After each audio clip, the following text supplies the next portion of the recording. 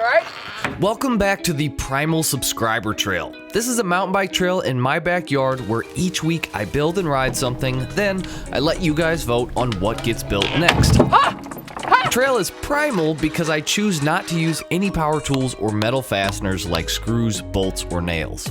Last time, we built this skinny teeter-totter on the abandoned bridge we found, and I asked you guys to vote between a skinny feature to follow it, or if we should start introducing some flow into the trail. The votes were actually pretty close, but in the end, 57% of you voted for the flowy section over 43% going with the skinny. So in this video, we are building some flow. And let me just preface, things do not go as planned.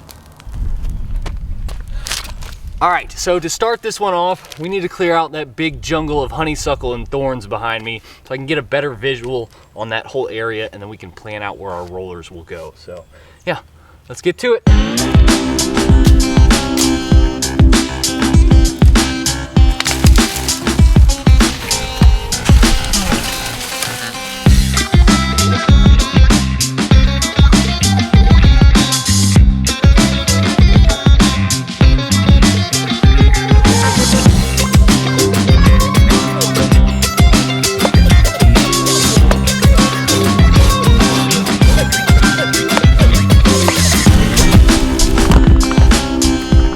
Okay?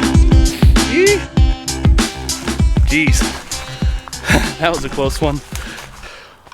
Whew, okay, so now that we've got everything cleaned up here, we can get our rolling going and maybe a roller or two and then a jump. For the jump, I'm actually gonna bring over that wooden jump that I made with Nate. So that'll be a perfect little kicker to get us into a gap. And perfectly, conveniently to the right here is a big dead tree right there. Perfect for helping create these rollers and the roll in. So we'll follow the tree real fast and then we'll cut it into perfect little sections. But yeah, it's a pretty big tree, so let's see how we do.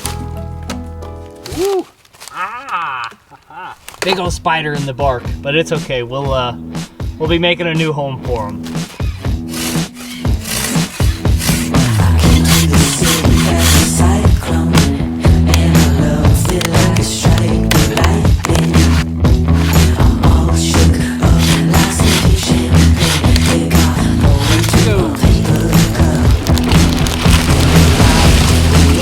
That's about as good as that was gonna get. I was expecting those top branches to break off when they hit the other tree, but it didn't.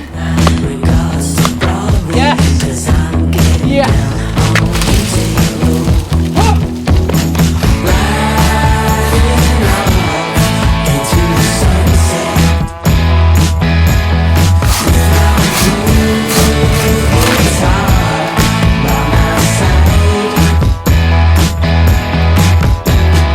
Started stacking logs, I removed the temporary rollout we attached last time. This thing was far too flimsy, and I wanted the roll-in to give you speed, not take it away. I did leave a small portion on the bridge though, because it makes for a good finish to the teeter-totter. And after covering the hole on the bridge so our logs didn't roll through, I got to work laying out our roll-in and rollers. Now, if I were using a machine, I would absolutely only use dirt for all of these things, since logs aren't going to hold their shape as long once they start to rot. But at this point in the video, I'm still hell-bent on doing everything by hand. So enjoy this time lapse of me busting my butt for 2 days just to get a roll in and two 12-inch high rollers. There it goes.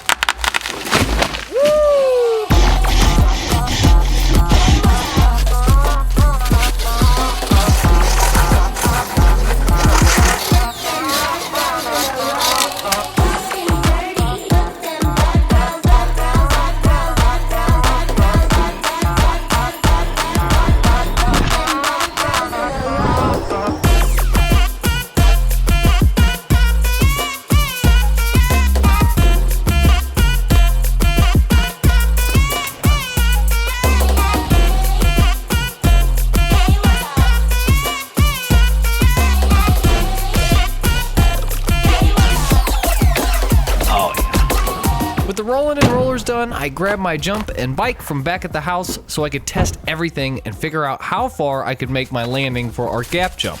But this is where things start to not go as planned. I think that's gonna be good. Let's look at it.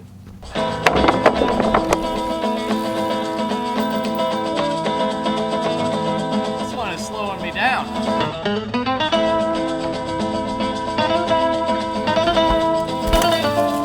Man, you just can't keep speed through there. After testing the rollers with the jump several times, it became extremely obvious I overestimated how much speed I'd have rolling in from the bridge. So, instead of settling with a foot gap jump that you'd have to work your butt off to get the speed for, I decided to cave in and use the skid steer to help bring dirt over to make 4 more increasingly larger rollers to help generate speed. But since this is the primal trail, using the skid steer is definitely going to come at a cost. To offset the use of the skid steer, I'm going to donate $200 to a non-for-profit like Team Trees or something. Maybe you guys can vote on which one I donate it to, but for any day that I use the skid steer, I'm going to donate $200. So let's do it. Cash in the check now. $200. Here we go. If you want to join me in donating, I'll put a link to the Backyard Trail Builds team in the description. Anyway, let's fix this speed issue. To start, I went ahead and cleared out a good section of trail so we'd have plenty of room to add in at least 4 more rollers plus a landing for our jump. While I'm doing this, I do have a giant tank of water nearby and lots of things to prevent spreading of this, so just in case people were worried.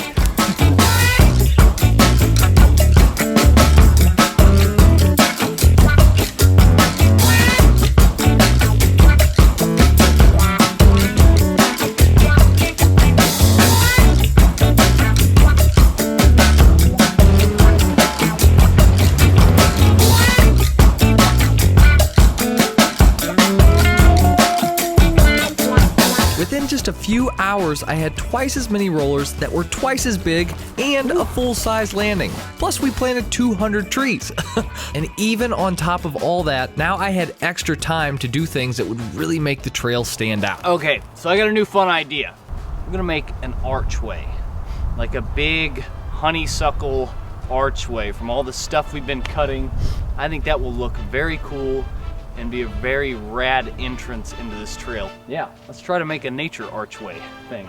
Circle, tunnel, whatever.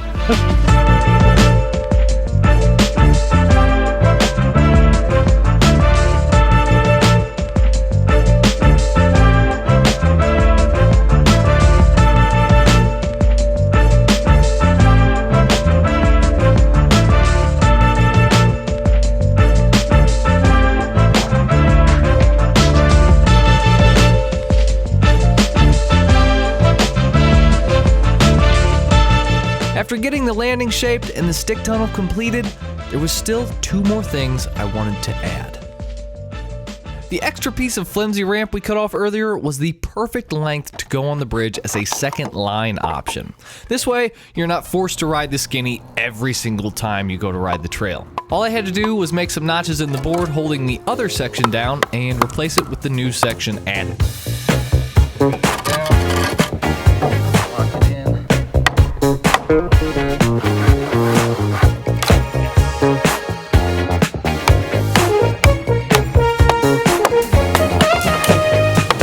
With the run-in attached, there was only one more thing I wanted to do. Add in some environmental pop art. Each day I came to build, I'd pass by loads of wild daffodils, so the whole time I'd been brainstorming on what I could do with them. The best part is, with daffodils, they have a ridiculous amount of leaves, so you can't even tell that I took some, even though I filled up this entire bag. Barely tell I even did anything, and we have a whole bag chock full. Let's go see what we can do with them.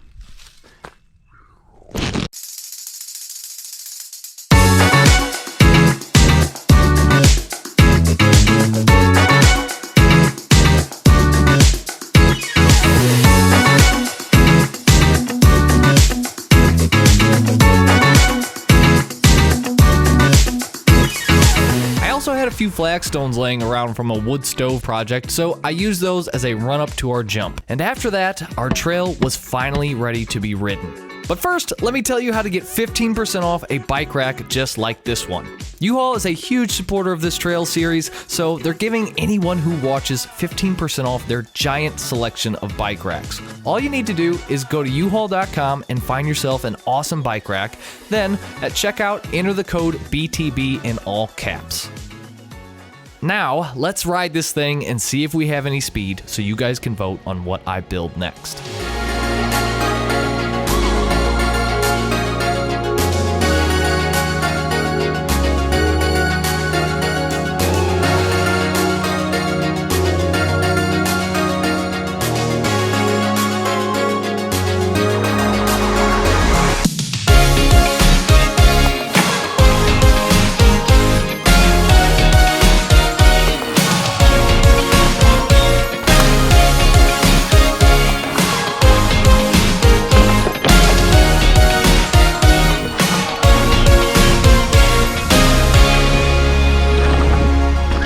Oh my gosh.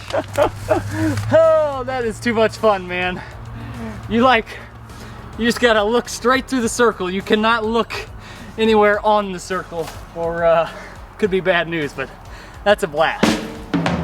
Now you might notice I'm not pumping the rollers very much. Well, that's because my jump is too close to the landing. So close that if I went faster, I would jump directly onto the stick archway we made.